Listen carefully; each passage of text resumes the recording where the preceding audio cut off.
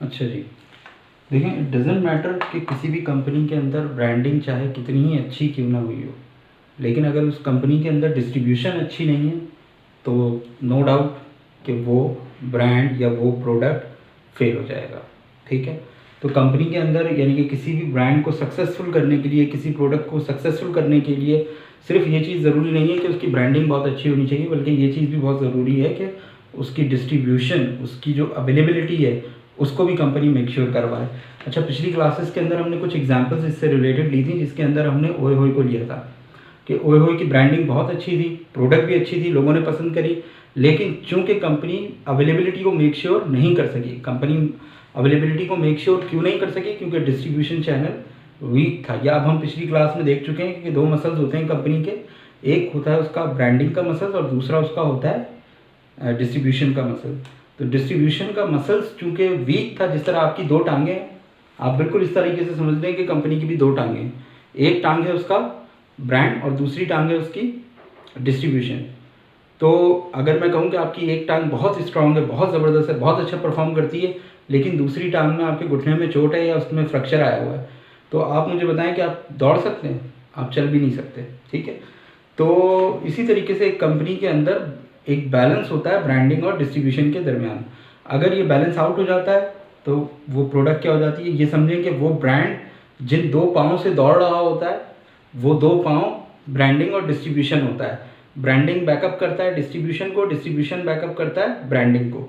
तो ये दोनों एक दूसरे को बैकअप करते हुए भागते हैं और रेस विन कर लेते हैं। लेकिन अगर इन दोनों में से कोई एक भी वीक हुआ तो फिर प्रॉब्लम हो जाता है। अच्छा, इन द लॉन्ग रन अगर डिस्ट्रीब्यूशन आपका स्ट्रांग है तो आप लंगड़ाते हुए एक पैर पे भागते हैं, लेकिन वो रेस आप बहुत ज़्यादा आगे नहीं जा सकते। अल्टीमेटली ये दोनों ही हमारे मसल्स स्ट्रांग होने चाहिए।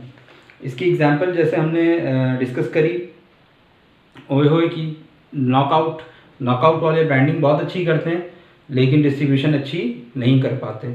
इसके अलावा इसमें हमने एग्जांपल की थी उसकी शंग्रीला केचप की, कि वो डिस्ट्रीब्यूशन बहुत अच्छी करते हैं, ब्रांडिंग नहीं कर पाते। ठीक है, अच्छा, वो क्योंकि वो शरिया कंप्लाइंसेज है। अच्छा, देखिए, शरिया कंप्लाइंसेज और भी बहुत सारी कंपनीज हैं, लेकिन इसका मतलब ये नहीं है कि आप ब्रांडिंग छोड़ दें। ठीक है, बहुत सारी सामी फार्मास्यूटिकल शरिया कंप्लाइंसेज है, बहुत सारी कंपनीज हैं जो कि शरिया कंप्लाइंसेज हैं। तो शरिया कंप्लाइंसेज का ये मतलब नहीं होता, वो हम फिर किसी और लेक्चर के अंदर कवर करेंगे कि शरिया कंप्लाइंसेज बेसिकली होती क्या है। बैंक के अंदर बेसिकली सूदी मामला से जो बचते हैं वो अपने आप को शरिया कंप्लाइंसेस कहते हैं, लेकिन फिर वो क्या करते हैं कि वो ब्रांडिंग भी नहीं करते। वो कहते हैं, शायद उन्हें ऐसा लगता है कि ब्रांडिंग करना भी हराम है, तो फिर बिजनेस ही ना करें। अच्छा जी, तो डिस्ट्रीब्यूशन के ऊपर आ जाते हैं। अच्छा, इसकी एग्जांपल एक और आप सबको मशहूर ज़माना एग्जांपल है, आप सबको पता है, ओमोर। ठीक है, ओमोर की एग्जांपल मैं पीओएम में पढ़ाता हुआ आया हूँ, एमएम में पढ़ाता हुआ आया हूँ, अब ये चैनल के अंदर भी पढ़ा रहा हूँ। तो जिस तरीके से नोकिया की हम मायोपिया की जब बात करते हैं तो वो नोकिया को हर टीचर सबसे पहले नोकिया की एग्जांपल देता है कि वो एक मायोपिक ब्रांड है। इसी तरीके से आपके पास ओमोर का भी यही चक्कर है कि ओमोर का पूरे जो है कराची के अंदर आप देखें कि ऐड उसका आना शुरू हो गया, उसकी ब्रांडिंग अच्छी हो गई। अब जब हम दुकान पे लेने के लिए जाते थे, अच्छा, इसमें बड़े मज़े की बात है, बल्कि क्वेश्चन मुझे पहले आपसे करना चाहिए कि क्या ऐसा ये पॉसिबल है कि कोई एक ब्रांड अपनी ब्रांडिंग करे और वो दूसरे ब्रांड की सेल्स बढ़ा दे? How is it possible? Video को 2 मिनट के लिए पॉज करें। रोल ऑफ डिस्ट्रीब्यूशन हम देखते हैं, लेकिन पहले मेरे ख्याल से रोल ऑफ डिस्ट्रीब्यूटर देखते हैं, लेकिन पहले डिस्ट्रीब्यूशन को थोड़ा सा और डिस्कस कर लेते हैं। तो मुझे बताएं कि क्या ऐसा ये पॉसिबल है कि कोई एक ब्रांड ब्रांडिंग करके दूसरे ब्रांड की सेल्स को बढ़ा दे? How is it possible? Video को 2 मिनट के लिए पॉज करें और सोचें ज़रा, और जो भी आपके माइंड में आता है वो लिखें। जी बिल्कुल, इसका जवाब जो मैंने अभी बात की उसी के अंदर मौजूद है, जो मैंने ओमोर की एग्जांपल दी। हाउ, अब इसको डिस्कस करते हैं। देखें, आप टेलीविज़न देख रहे हैं घर पे, आपने ओमोर का ऐड देखा। आपको बेसिकली तमाम के तमाम ऐड जो होते हैं वो आइडा के प्रिंसिपल के ऊपर चल रहे होते हैं। आइडा आप सबको भी पता होगा, ठीक है, इस प्रिंसिपल पे चल रहे होते हैं। ठीक है, तो ये अट्रैक्ट करता है सबसे पहले आपको, और फिर आपका इंटरेस्ट क्रिएट करता है, then desire and then action. ठीक है, आपने कोई ऐड देखा, आपने कोई बिलबोर्ड देखा, ठीक है, आपको अट्रैक्ट करा, आपका इंटरेस्ट उसके अंदर डेवलप हुआ और उसके अंदर आपने देखा कि यार ये तो बड़े ज़बरदस्त आइसक्रीम लग रही है, और आपके अंदर डिज़ायर पैदा हुई कि यार मेरा भी दिल चाह रहा है आइसक्रीम खाने का। और फिर जैसे ही आप बाहर गए और आपने उस डिज़ायर को एक्शन के अंदर कन्वर्ट करा और आपने आइसक्रीम मांगी। लेकिन आप जब गए दुकान पे और आपने आइसक्रीम मांगी, आपने कहा भाई ओमोर की कौन लेना, उसने कहा भाई ओमोर तो है ही नहीं। अब आप इस डिज़ायर का क्या करें, कहाँ लेके जाएं इस ख्वाहिश को? हाँ, कहाँ लेके जाएं इस ख्वाहिश को? फिर इस ख्वाहिश को हम ये लेके जाते हैं कि हमारा तो कौन खाने का दिल कर गया, अच्छा भाई ठीक है ओमोर की नहीं है तो वॉल्स की दे दो। ठीक है, तो ये वही चीज़ है जो मैं अभी आपसे कह रहा था, यानी कि आपकी जो है एक ब्रांड ने, यानी कि ओमोर ने ऐड दिखाया, वॉल्स ने नहीं दिखाया, पैसा खर्च किया ओमोर ने ब्रांडिंग करने के लिए, लेकिन सेल्स किसकी आप हो गई? वॉल्स की। तो ये बड़ी क्लासिकल एग्जांपल है कि अगर आपका डिस्ट्रीब्यूशन चैनल स्ट्रांग नहीं है तो आप ना सिर्फ अपना नुकसान करेंगे बल्कि आप अपने कंपैटिटर का फ़ायदा कर देंगे। ठीक है जी, तो ये एक चीज़। अच्छा जी, मैं डस्टर लेके आता हूँ।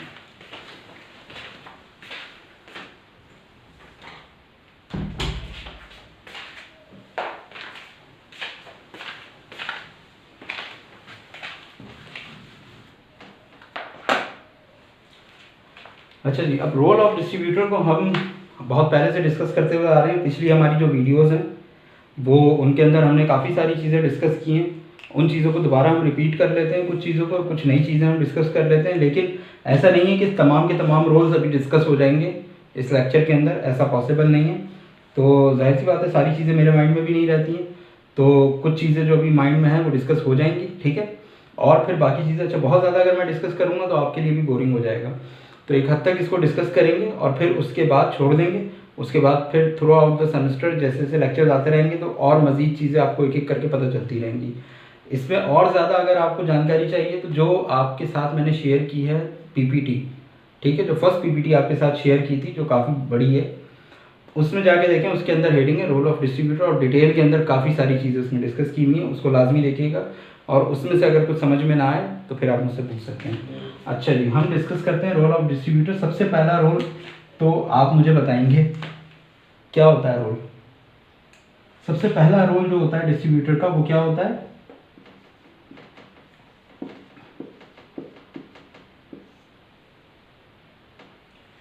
सबसे पहला रोल डिस्ट्रीब्यूटर का ये होता है कि computer acts in a company like an employee. जो डिस्ट्रीब्यूटर होता है वो कंपनी का एम्प्लॉय होता है, लेकिन कौन सा एम्प्लॉय होता है ये हम पहले देख चुके हैं, कॉन्ट्रेक्चुअल एम्प्लॉय होता है। अच्छा, ऑल्दो ये क्या करता है कंपनी के अंदर? इन्वेस्टमेंट करता है, ये कंपनी के अंदर इन्वेस्टमेंट करता है। ठीक है, यानी कि ये एक ऐसा एम्प्लॉय है, आपने शायद ही कोई ऐसा एम्प्लॉय देखा हो जो कंपनी के अंदर इन्वेस्ट कर रहा है। एम्प्लॉय जो चीज़ कंपनी के अंदर इन्वेस्ट करता है वो उसका टाइम और उसकी एफर्ट होती है, बदले में कंपनी उसको सैलरी देती है। लेकिन यहाँ ये डिस्ट्रीब्यूटर एक ऐसा एम्प्लॉय है जो अपनी एफर्ट और अपना टाइम तो इन्वेस्ट कर ही रहा है, साथ ही साथ पैसा भी इन्वेस्ट कर रहा है। ठीक है, और अब मैं इसको एम्प्लॉय क्यों कह रहा हूँ? एम्प्लॉय इसलिए कह रहा हूँ, ये चीज़ भी मैंने आपको बता दी है कि कंपनी किसी भी वक्त इसको हायर या फायर कर सकती है इस एम्प्लॉय को। ठीक है, कोई चीज़ इसकी पसंद ना आई तो फायर कर सकती है, कोई नया डिस्ट्रीब्यूटर हायर कर सकती है। अच्छा, अब ये क्यों, क्या वजह है कि ये इतनी ज़्यादा कंपनी की बातें मान रहा है, पैसे भी दे रहा है, सब कुछ कर रहा है? कंपनी इसको क्या दे रही है?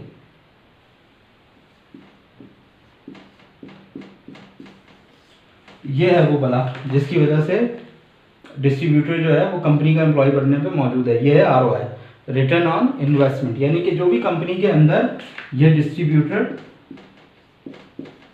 इन्वेस्ट करता है उस इन्वेस्टमेंट के ऊपर उसको कंपनी मेक श्योर करवाती है रिटर्न्स। अब वो रिटर्न्स कितने होते हैं हर कंपनी के अंदर डिफरेंट होते हैं। मैं एक अंदाज़न बता रहा हूँ कि ये रिटर्न्स जो हैं वो 10 से लेके 10 to 14% हो सकते हैं, लेकिन ऑब्वियसली ये रिटर्न 10 to 14% पूरा का पूरा डिस्ट्रीब्यूटर अपनी जेब में लेकर नहीं जा सकता। इसमें से क्या चीज़ माइनस हो जाती है? इसमें से माइनस हो जाते हैं ओवरहेड एक्सपेंसेस। ठीक है, तो जब इसमें से ओवरहेड एक्सपेंसेस माइनस हो जाते हैं, सही है, तो फिर जो इसके पास बचते हैं वो बचता है 3% से 4%, समटाइम 2.5% ये भी होता है। ठीक है, तो ये इसके पास बच रहा होता है कंपनी के, कहीं इतना कहीं इतना और कहीं इतना। ये चीज़ वो कंपनी वाले कभी भी रिवील नहीं करते, यानी कंपनी वाले नहीं, सॉरी, डिस्ट्रीब्यूटर कभी रिवील नहीं करता कि मेरा ROI, कुछ डिस्ट्रीब्यूटर बता देते हैं कि हमारा ROI इतना है, कुछ डिस्ट्रीब्यूटर्स ये चीज़ शेयर नहीं करते, लेकिन मैं आपको एक जनरली आइडिया दे रहा हूँ कि ये ROI होता है, इतना टोटल आता है और उसमें से ओवरहेड एक्सपेंसेस लेस करने के बाद उन्हें इतना बचता है। यानी कि इस, अगर मैं इसका एवरेज ले लूँ तो ये 3% आ रहा है। ठीक है, यानी कि एक अगर डिस्ट्रीब्यूटर है, उसने कंपनी के अंदर 50 लाख रुपए लगाए हैं, ठीक है,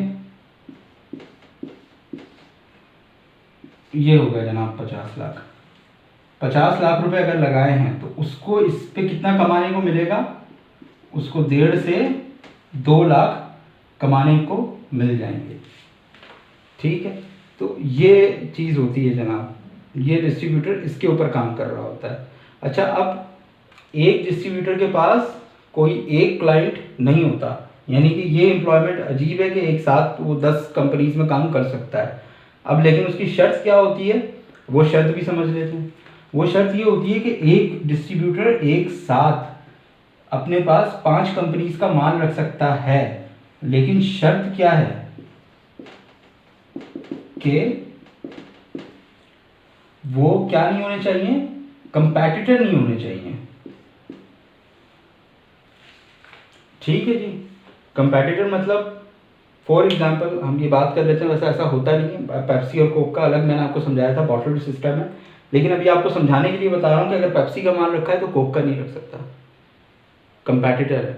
ठीक है, अगर लेस का माल रख लिया है इसने, अगर लेस के इसने चिप्स रख लिए हैं, तो फिर स्नैक सिटी की कोई और स्नैक्स नहीं रख सकता।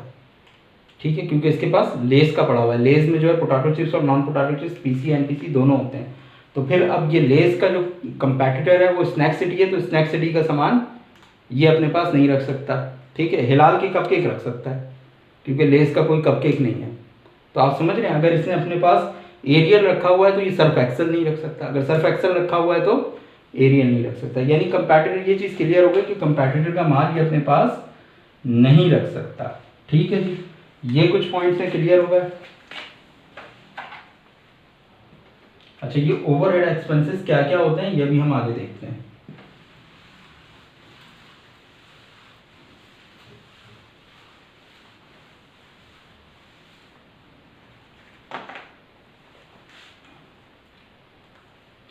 अच्छा जी, दूसरी एक और चीज जो डिस्ट्रीब्यूटर कंपनी के लिए करता है वो ये है कि डिस्ट्रीब्यूटर हमेशा जो मैन्युफैक्चरर है उससे जो सामान लेता है और आगे ये रिटेलर को जो ये सामान देता है, ठीक है, डिस्ट्रीब्यूटर जो मैन्युफैक्चरर से सामान लेता है वो हमेशा कैश पे लेता है।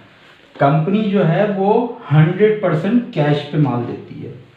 ठीक है, बल्कि सम टाइम ऐसा होता है कि वो डिस्ट्रीब्यूटर से अगर रेपुटेशन, ये ब्रांडिंग का फायदा है। देखें, अब ये चीज़ है, क्यों डिस्ट्रीब्यूटर क्यों लेगा, अगर मैं और आप अगर एक ब्रांड खोल के बैठ जाए और हम कहें कि भाई हमसे ले डिस्ट्रीब्यूटर 100% कैश पे, वो कभी नहीं लेगा। ये होता है पावर ऑफ ब्रांड। अगर सर्फ एक्सेल का माल है, अगर एरियल का माल है, अगर लेस का माल है, डिस्ट्रीब्यूटर को पता है कि अल्टीमेटली लाजमी बिक जाना है क्योंकि बहुत स्ट्रॉन्ग ब्रांड है, तो वो आपसे 100% कैश के ऊपर माल लेता है। ये बात याद रखिएगा, कंपनी कभी उधार पे माल नहीं बेचती, जबकि रिटेलर ऑलमोस्ट क्रेडिट पे माल लेता है। अब ये क्रेडिट कितने दिन का होता है, क्या होता है, ये आगे डिस्कस करेंगे। ठीक है, ये मुख्तलिफ कंपनीज के अंदर मुख्तलिफ टर्म्स होती हैं, लेकिन ये बात आप याद रखें कि कंपनी से, डिस्ट्रीब्यूटर से रिटेलर हमेशा किस पे माल लेता है, क्रेडिट के ऊपर माल उठाता है। यानी कि जो रिटेलर है उसको माल किस पे चाहिए होता है, क्रेडिट पे चाहिए होता है। कंपनी किस पे काम करना चाहती है, कैश पे काम करना चाहती है। तो आप समझ रहे हैं, डिस्ट्रीब्यूटर मिडल मैन बनता है जो कि इस क्रेडिट का लोड अपने ऊपर ले लेता है। ठीक है, और कंपनी को वो कैश दे देता है। तो यहाँ कंपनी का एक और फायदा, ठीक है। यहाँ पर कंपनी का तो पैसे कमाना भाई इतना आसान नहीं है। अगर ये डिस्ट्रीब्यूटर आपको लग रहा है कि भाई बहुत कमा रहा है, तो आप उसके लिए देखें कि ये सेक्रीफाइसेस भी क्या क्या कर रहा है। ठीक है, ये कंपनी से कैश पे लेता है और रिटेलर को क्रेडिट पे, ये रिस्क सारा का सारा अपने सर ले लेता है। ठीक है जी, तो ये एक और दूसरा रोल है, इस पॉइंट को भी आपने याद रखना है।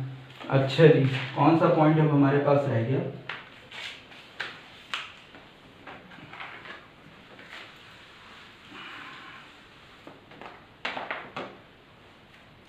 अच्छा जी, मैंने सैलरी की बात की थी, और नहीं सैलरी की नहीं बल्कि ओवरहेड एक्सपेंसेस की बात की थी।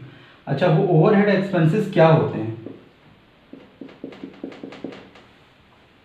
वो ओवरहेड एक्सपेंसेस बहुत सारे हो सकते हैं। वो ओवरहेड एक्सपेंसेस जैसे फॉर एग्जांपल जो भी उनका गोडाउन है, ठीक है, जो भी उसका वेयर हाउस है, वो वहाँ का वो जो गोडाउन का या वो वेयर हाउस का जो खर्चा है, यानी कि वो किराए पे होता है। डिस्ट्रीब्यूटर्स ऑब्वियसली इस तरह के बिजनेसेस के अंदर कभी भी चीज़ें ओन नहीं की जा सकती, ओन हो भी सकती हैं लेकिन मोस्टली किराए पे होती हैं। तो इसका जो रेंट होता है वो ओवरहेड एक्सपेंसेस होता है। अच्छा जी, इधर जो यूटिलिटीज़ के बिल होते हैं,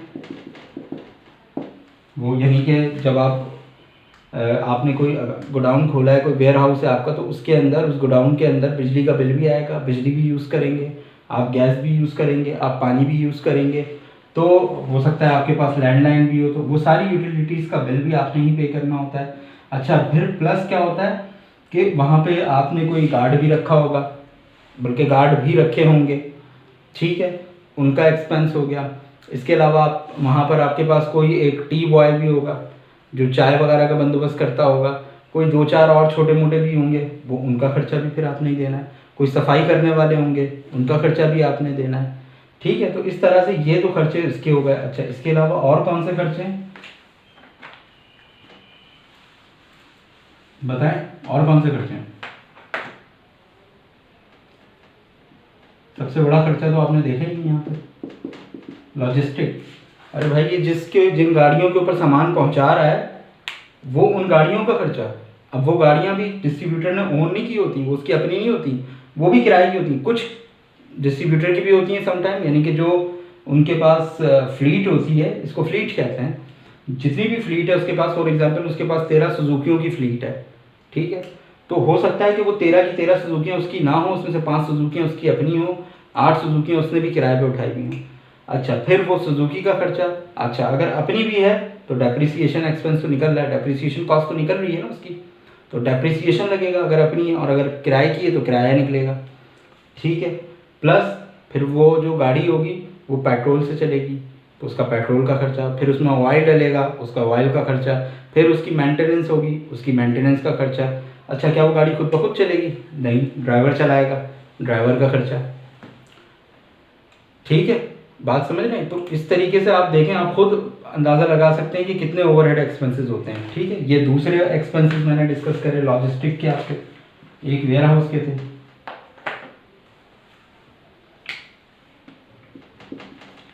सैलरी का खर्चा, ये सैलरी का खर्चा क्या है? अच्छा, ये सारे ओवरहेड एक्सपेंसेस हैं, ठीक है जी।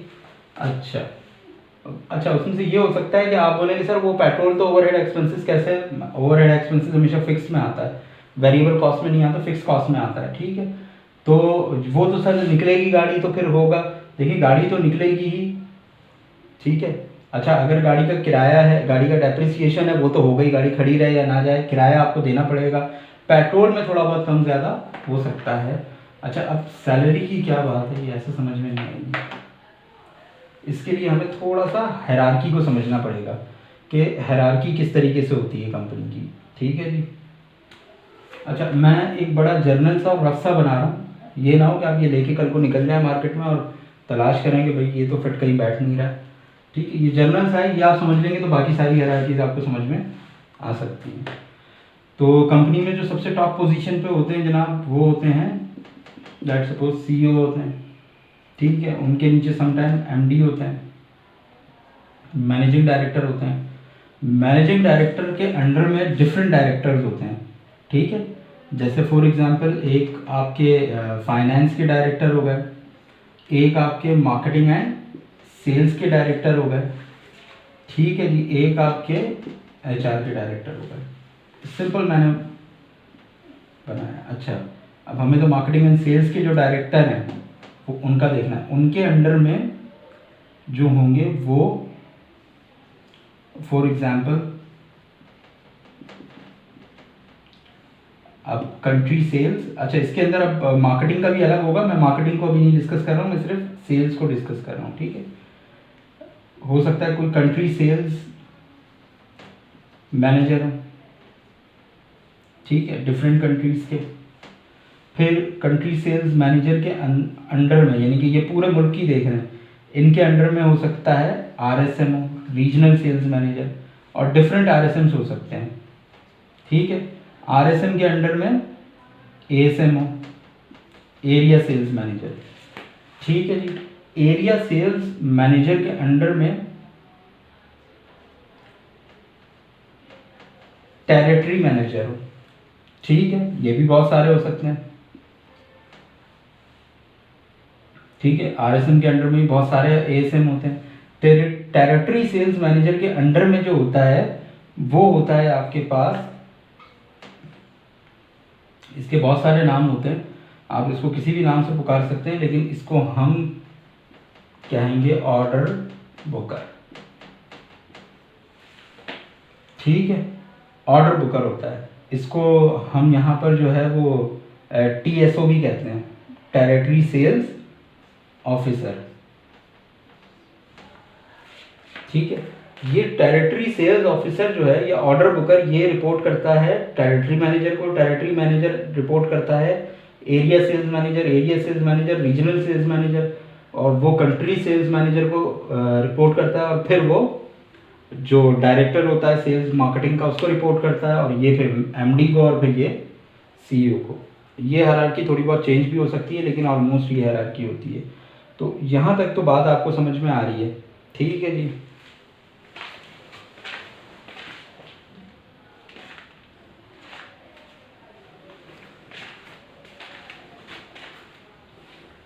अच्छा जी, ना चाहते हुए भी वीडियो थोड़ी प्रोलॉन्ग हो जाती है, लेकिन क्या करें, जब तक पूरी फिर चीज़ समझाएंगे नहीं, बात नहीं करेंगे, फिर एक वन गो में तो ये बात, कम से कम मैंने रोल ऑफ डिस्ट्रीब्यूटर उठाया तो इसको तो मैं कंप्लीट करूँ।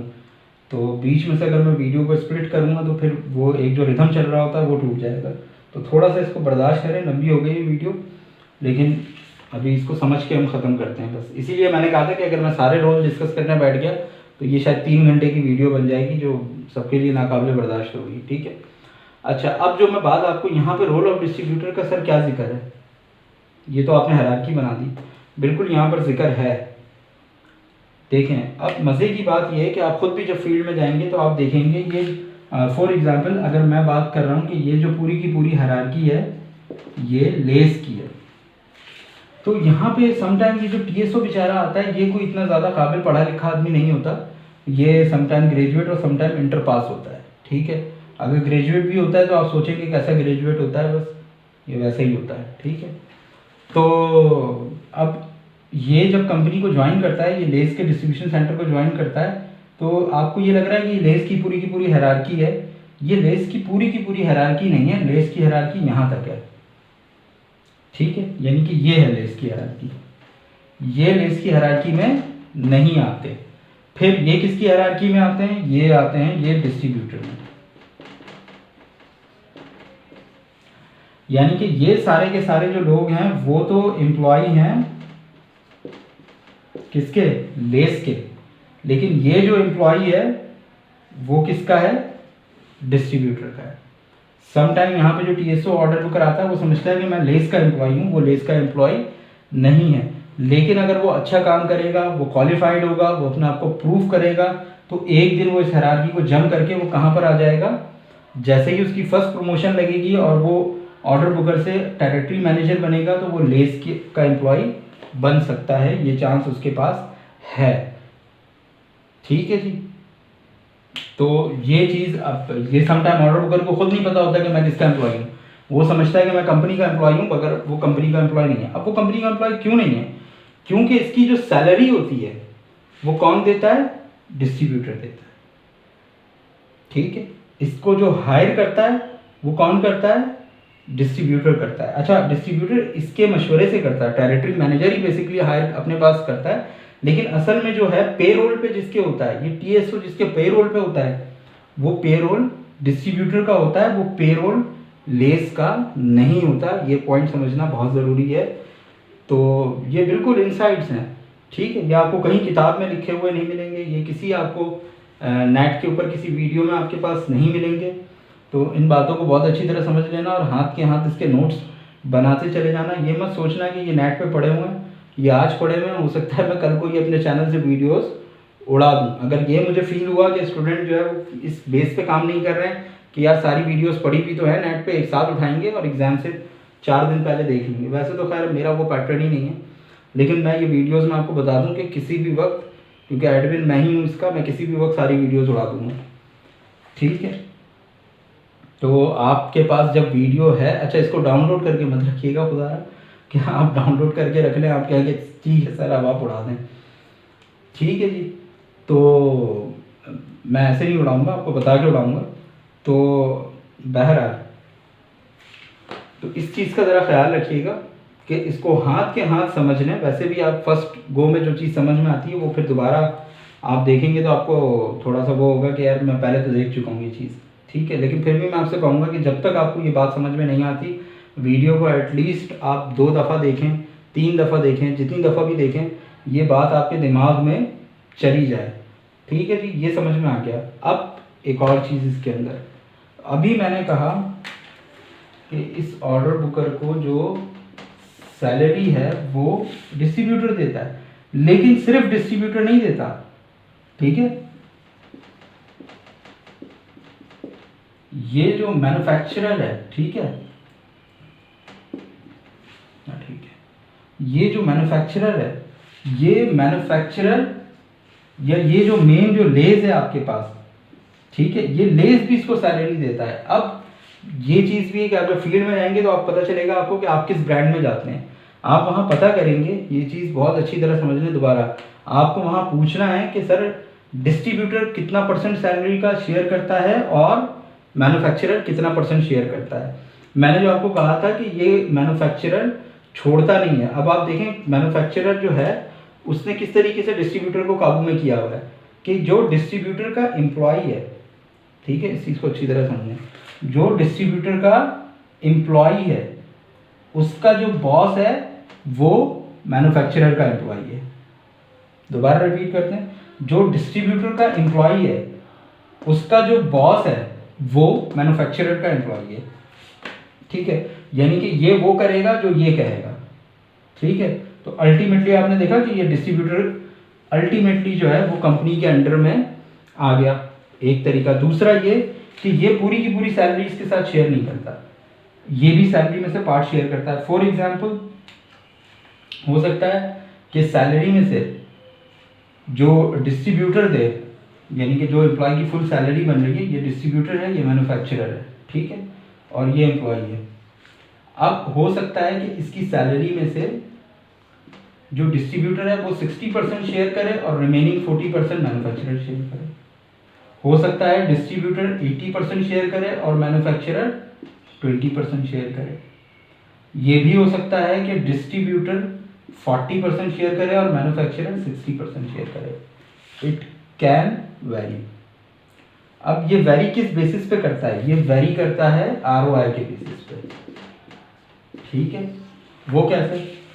भाई देखिए, डिस्ट्रीब्यूटर जितना तगड़ा आरओआई कंपनी से चार्ज करेगा, कंपनी यहाँ पर एम्प्लॉय की सैलरी में उतना कम डिस्ट्रीब्यूट करेगी। फॉर एग्जांपल अगर वो कहता है भाई मुझे आरओआई चाहिए 5%, कंपनी कहेगी ठीक है आप आरओआई 5% ले लो, लेकिन एम्प्लॉय की सैलरी में फिर मैं 10% ही शेयर करूँगा, यानी 90% सैलरी आपको देना पड़ेगी।